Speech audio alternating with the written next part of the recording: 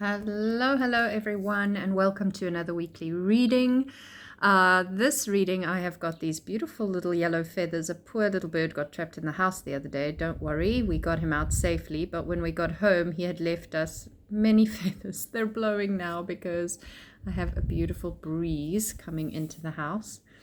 Forgiveness is something I'm working deeply on in an internal capacity, and we are in Sagittarius season, so that is a fiery energy. But this week we have Mercury going retrograde in Sagittarius. I think it's tomorrow. And also we have, obviously the sun is in Sagittarius, so we have the new moon in Sagittarius at the end of the week when the moon comes to meet the sun. So a lot of Sag feelings, but Mercury is the ruler of Gemini, and Gemini is where Jupiter is. Jupiter's the ruler of Sagittarius. So there is this real interesting interplay and mutual reception between the signs of Gemini and Sag. So if you are strong in either Gemini or Sag, then it would be a good idea to feel into what that means for you at the moment. And also, if you are the other two mutable signs, which would be Virgo or Pisces, this is also going to likely be quite impactful for you.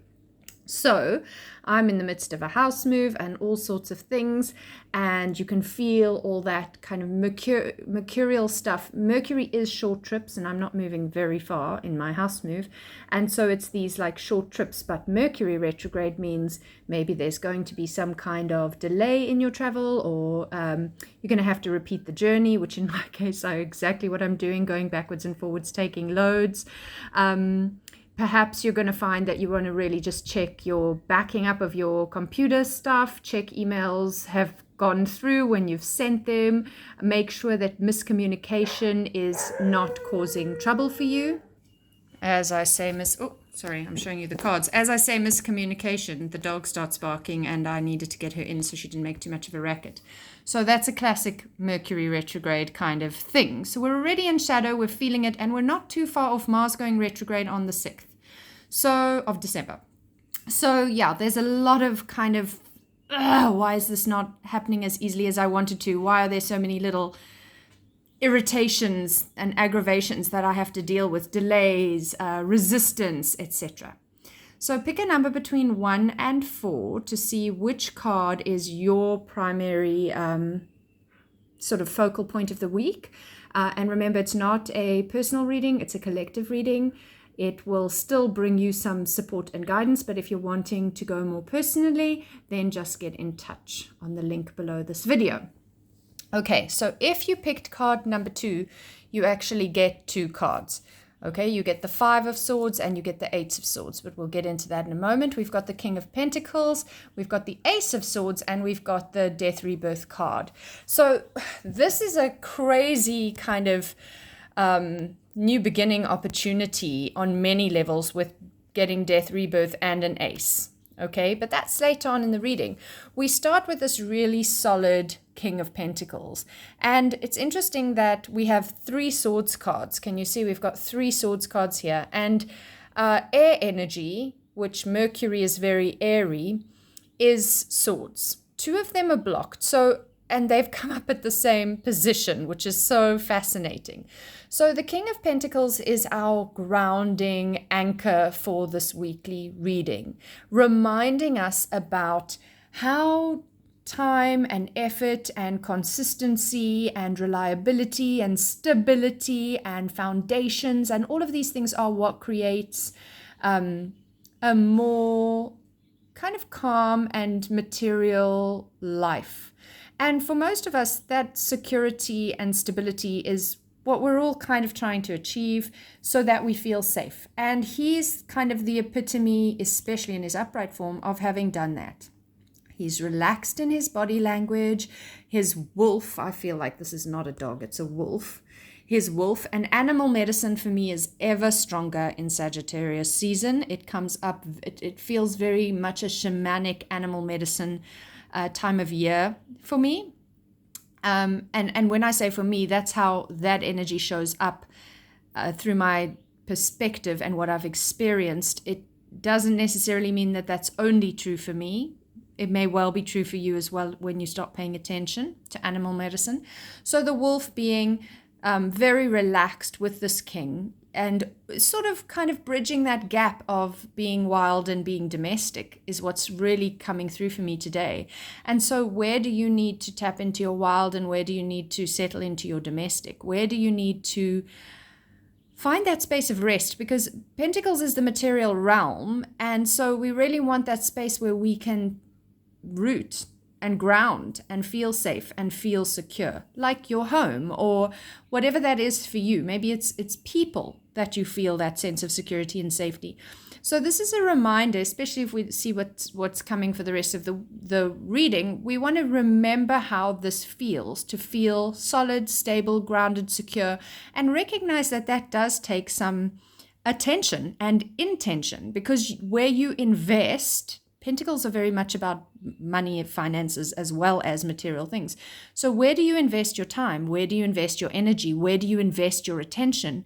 In which relationships do you invest? Look at the ones that bring you a sense of groundedness, safety, security, coming home to yourself within that relationship or that situation. Okay, then we have these upside down. I'm just going to turn them around for a seckie. These two upside down sword cards that have come through as a pair to work on.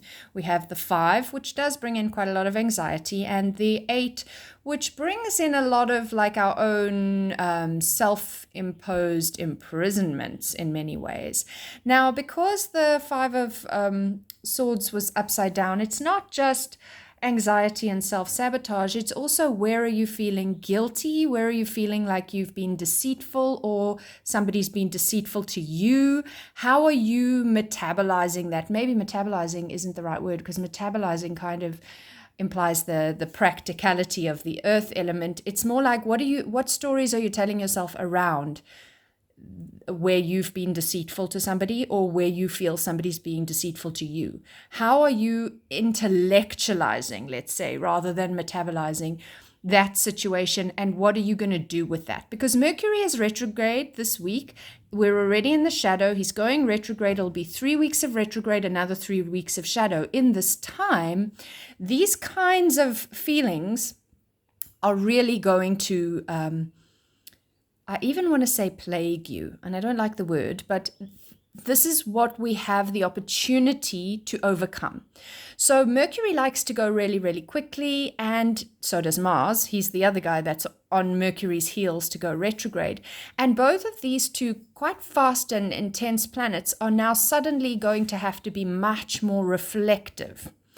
And so the Mercury piece of this is very much going to be about examining where you have not been honoring your own ideals, morals, beliefs, and you've been deceitful, or you've been, just where it doesn't feel fully open, honest, and authentic. And also, so either you as the perpetrator of those situations, and or you on the receiving end of those situations. And this is going to give you the opportunity to really reflect on, if you do what you did, you'll get what you got.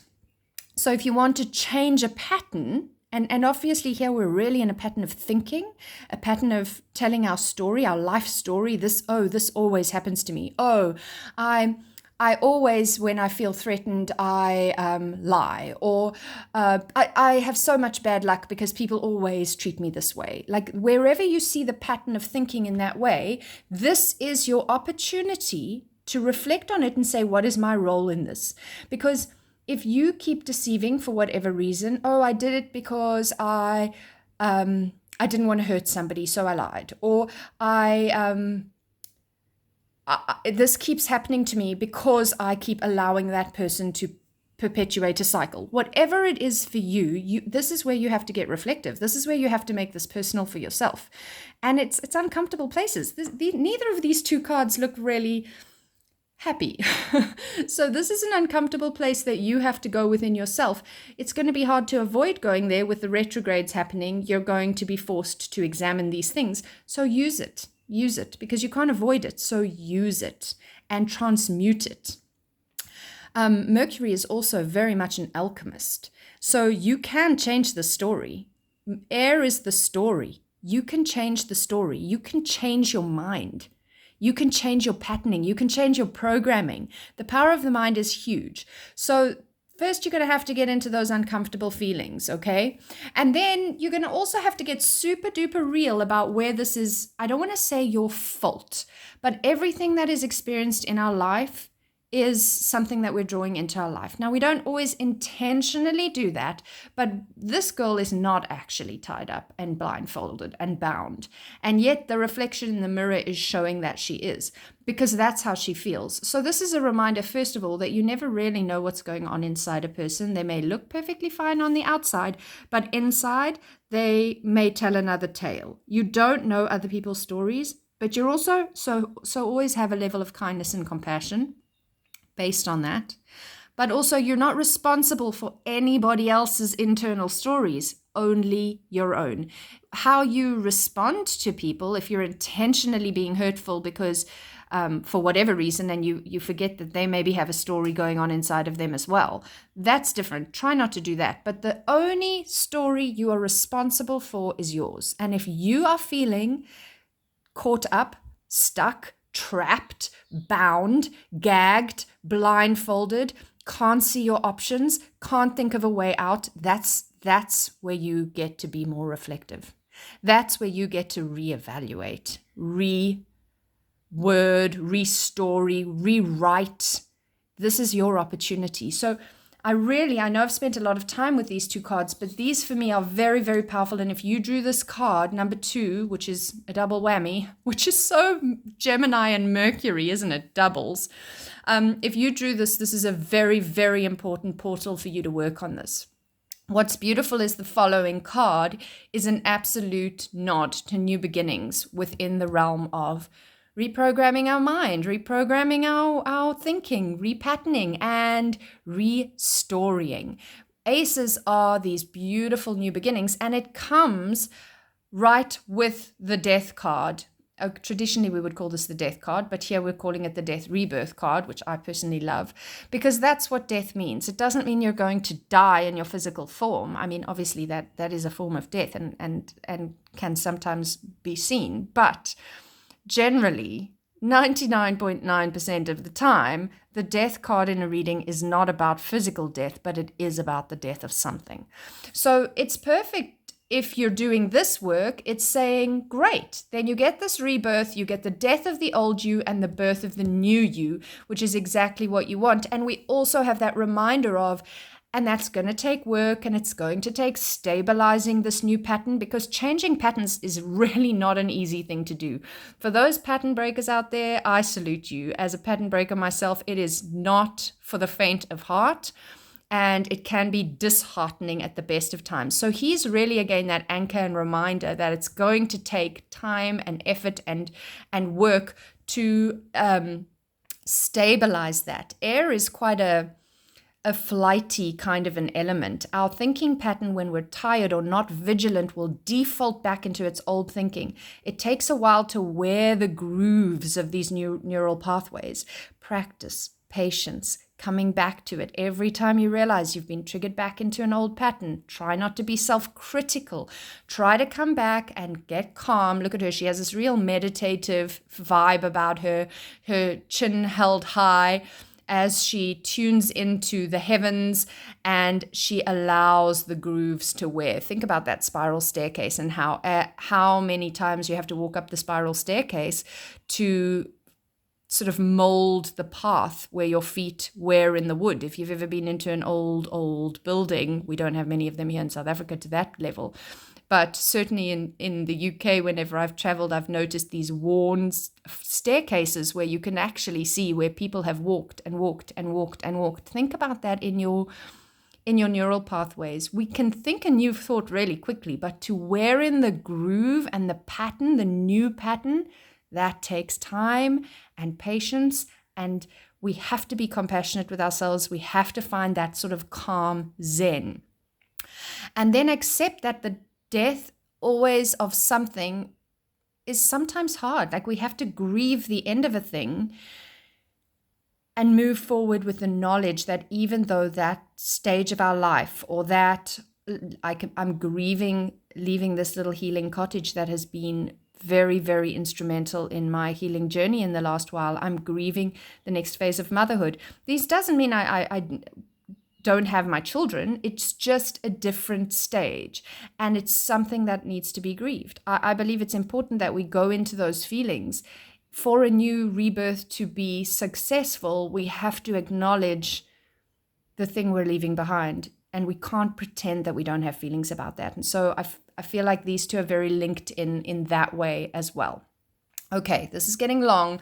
I hope this has been helpful. I'm going to cut it off now so it doesn't get too ridiculous. Thank you for your likes, shares, follows, and subscribes. Please look at the link below if you'd like to get in touch for any personal work with me. And I'm wishing you a wonderful, wonderful, insightful, pattern-changing Mercury retrograde.